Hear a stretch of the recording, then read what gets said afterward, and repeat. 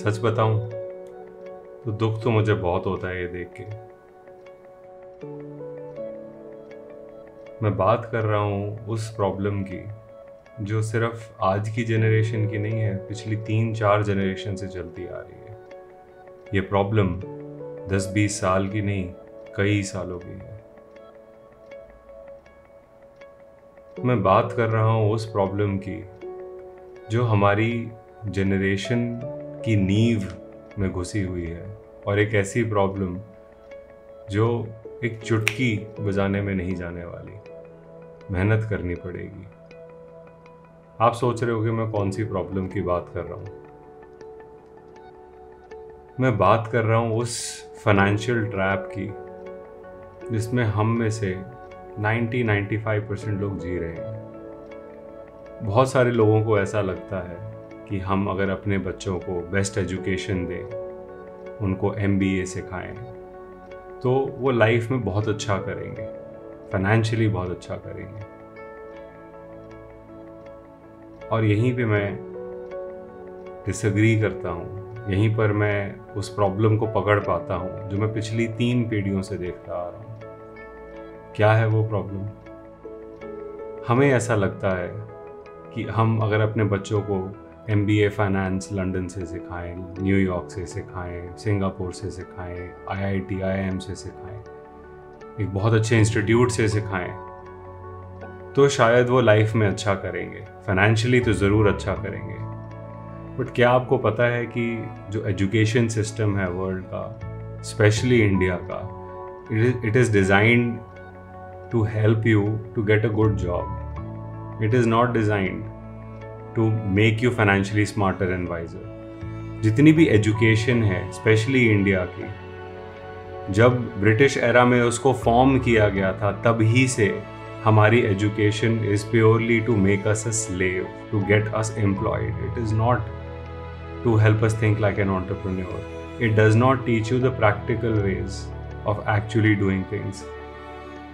And I am sure बहुत सारे change आ रहे हैं, लेकिन अगर मैं आपको अपना एक्सपीरियंस बताऊं तो मैंने 7 साल स्पेंड किए लंदन में. मैंने अपनी ग्रेजुएशन वहाँ से करी, अपनी पोस्ट ग्रेजुएशन वहाँ से करी, और लाखों रुपए, इनफैक्ट लाखों से भी ज़्यादा स्पेंड किए होंगे अपनी एजुकेशन पे. और जब मैं इंडिया आया तो मैंने क्या रियलाइज़ करा कि मैंने डिग्री तो ले ली, नॉलेज भी ले ली, लेकिन एप्लीकेशन नहीं सीखी, क्योंकि वो सिखाई ही नहीं गई, क्योंकि इट इज़ एक्सपेक्टेड कि ये सब आप खुद करोगे. And this is where it goes wrong. It goes very wrong. तो वो पेरेंट्स जो सोचते हैं कि हम अपने बच्चों को वही एजुकेशन देंगे, बेस्ट एजुकेशन देंगे, बट वो एजुकेशन जो उनको जॉब दिला पाएगी, उनके फाइनेंसेस मैनेज करने को नहीं सिखाएगी. और फिर वो बच्चे क्या करते हैं एजुकेशन लेने के बाद? अपने पेरेंट्स, क्योंकि उनको यूनिवर्सिटी में वो नहीं सिखाया जाता, तो वो अपने पेरेंट्स से सीखना चाहते हैं. अब पेरेंट्स के साथ प्रॉब्लम क्या है कि पेरेंट्स अपने ओल्ड सेल्फ बिलीव्स, पैटर्न्स और लिमिटेड नॉलेज के साथ अपना बेस्ट करने की कोशिश कर रहे हैं. मेहनत में कोई कमी नहीं है, लेकिन नॉलेज में कमी है, एप्लीकेटिव नॉलेज में कमी है. तो वो बच्चे अपने पेरेंट्स के ही बिलीफ सिस्टम्स अपने अंदर ले आते हैं. वो बिलीफ सिस्टम कि पैसा लिमिटेड है, पैसा ज़्यादा नहीं खर्चते, कि पैसा बचाना बहुत ज़रूरी है, पैसा पेड़ पे नहीं लगता. और ये बिलीफ सिस्टम सिर्फ एक जनरेशन से नहीं, generations by generations pass on होता है. और ऐसा नहीं है कि सिर्फ गलत बिलीफ सिस्टम्स, अच्छे बिलीफ सिस्टम्स भी ट्रांसफ़र होते हैं, लेकिन वो बहुत कम फैमिलीज़ में होते हैं जहाँ पे पैसा हमेशा अबंडेंट होता है. पैसा is not the centre of the universe for those people. They talk about bigger things. जब मैं लंदन से वापस आया तो हमारे घर में मैं सिर्फ एक ही बात सुनता था, और मैं परेशान हो चुका था. मैं सुनता था कि पैसा कैसे बचाया जाए, खर्चा कैसे कम किया जाए, वही काम कम पैसों में कैसे किया जाए. मैं नहीं कहता ये गलत है, बट इस बारे में इतना सोचना, इस बारे में इतना बात करने का मतलब है कि आपका एक कॉन्ट्रैक्शन माइंडसेट है, एक्सपेंशन माइंडसेट नहीं है। आप ये बात नहीं कर रहे कि मैं और कैसे कमाऊँ, आप ये बात नहीं कर रहे मैं टैक्स कैसे बचाऊँ, आप ये बात कर रहे हो कि मैं बचा कैसे लूँ जो बस मेरे पास है। It's a contraction mindset. और ये माइंडसेट सिर्फ मेरी फैमिली नहीं, हर फैमिली में कहीं ना कहीं एग्जिस्ट करता है। Mostly 90-95% of the families of India में वो एग्जिस्ट करता है। And it pains me because मैं इस माइंडसेट से आज बाहर आ चुका हूँ। अब मैं इससे बाहर आ चुका हूँ, कई सालों से इससे बाहर आ चुका हूँ। इसीलिए मैं देख पाता हूँ और मुझे एक थर्ड पर्सन पर्सपेक्टिव दिखता है कि कैसे लोग अननेसेसरीली स्ट्रगल कर रहे हैं पैसे को लेके। क्यों? क्योंकि वन, जो उन्होंने नॉलेज ली, they are educated, financially educated, but they're not really literate. They have got degrees, but they don't know how to use them.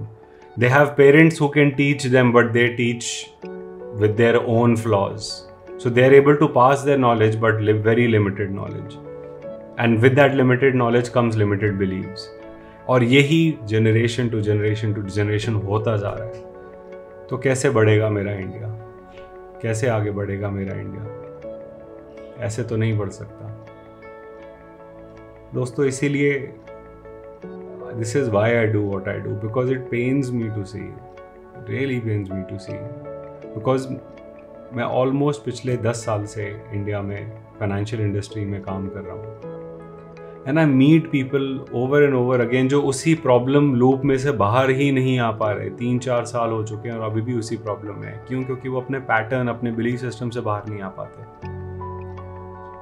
और ये बिलीफ सिस्टम उनको या तो विरासत में अपने फैमिली से मिला है, अपने दोस्तों से मिला है, अपने सर्कल से मिला है, या उन्होंने बना लिया है। So it's not just about breaking those pattern and belief system, it is also about कि practical applicable knowledge of finance आप कैसे करो। और बहुत सारे लोगों को ऐसा लगता है कि फाइनेंस ना बहुत मुश्किल है सीखना।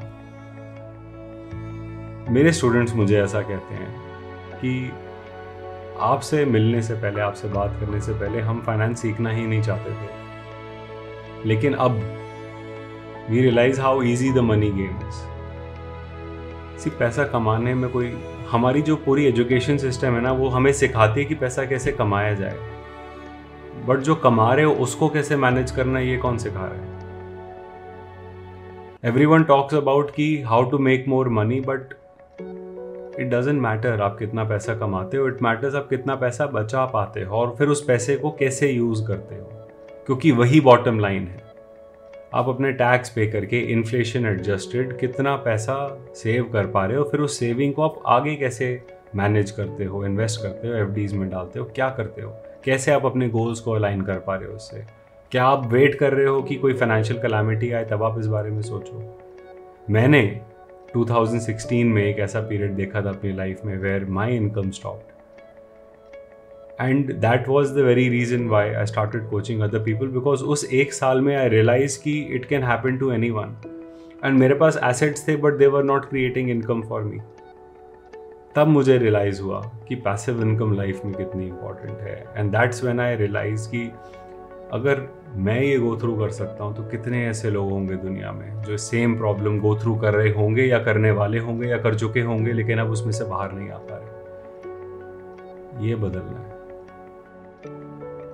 क्योंकि इट डजेंट मैटर आप खुद को पुअर बोलो, रिच बोलो, मिडिल क्लास बोलो, लेकिन every one of us can be wealthy first by the mindset. आपकी जो ब्रेन फ्रीक्वेंसी है, वही आपकी बैंक बैलेंस के इक्वल है। जब आप अपना ब्रेन फ्रीक्वेंसी चेंज करते हो, चाहे आप पुअर खुद को कहलाओ, चाहे आप खुद को मिडिल क्लास बोलो, चाहे आप खुद को रिच बोलो, लेकिन अगर आपका माइंडसेट वेल्दी पे आ जाए तो ऑटोमेटिकली आपके बैंक बैलेंसेस, आपकी वेल्थ उसके साथ अट्यून कर लेती है। और यही मैनिफेस्टेशन है, यही अट्रैक्शन ऑफ मनी है, यही लॉ ऑफ अट्रैक्शन है। तो खुद को नॉलेज के साथ, स्किल्स के साथ और मोस्ट इंपॉर्टेंटली माइंडसेट के साथ हमें खुद को एलिवेट करना है। This is my mission, to transform more than 1 million entrepreneurs, professionals who are not wanting to worry about money, who want कि they should have a money worry free life so that they can follow their passion. And this is why I do what I do. And this is exactly why I'm sharing this with you on a Sunday, relaxed, with peace of mind, sharing exactly what I feel inside because of the things that I see. So friends, आप कैसे इस चीज़ को करो वो decision आपका है. आप books पढ़ना चाहो, मेंटोर्स के साथ काम करना चाहो, प्रोग्राम्स कर लो, अपना सर्कल चेंज कर लो जिन लोगों के बीच आप रहते हो. बहुत सारे तरीके हैं, लेकिन नहीं करना is not an option. That's what I wanted to inspire you for.